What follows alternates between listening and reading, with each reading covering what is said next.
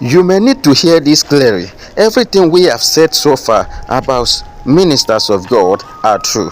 But if you misunderstand it, you can still end up in deception, because truth without balance becomes another form of error. In Ephesians chapter 4, verse 11 to 12, and he himself gave some to be apostles, prophets, evangelists, pastors, and teachers for the equipping of the saints.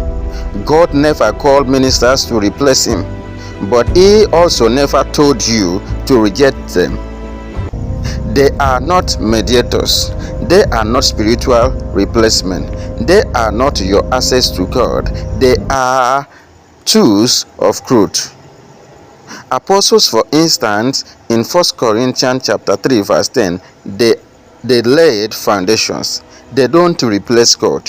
They establish God order in what Christ already finished. Prophet, in the other hand, in 1 Corinthians chapter 14 verse 3, a true prophet does not create dependence. They bring correction, clarity, and confirmation. Evangelists, in the other hands, in 2 Timothy chapter 4 verse 5, they don't keep people. They bring people to Christ. In 1 Peter chapter 5 verse 2, they guide, pastors guide. They are shepherds. They don't control.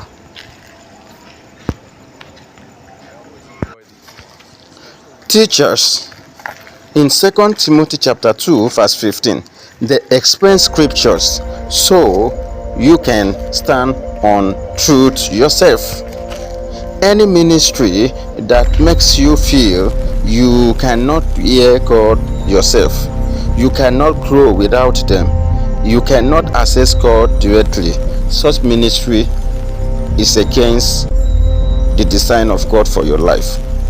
That is not maturity. That is dependency.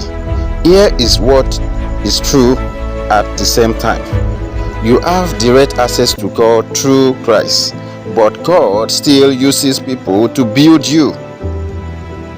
Hebrews chapter 10 verse 19 says, having boldness to enter the holiest.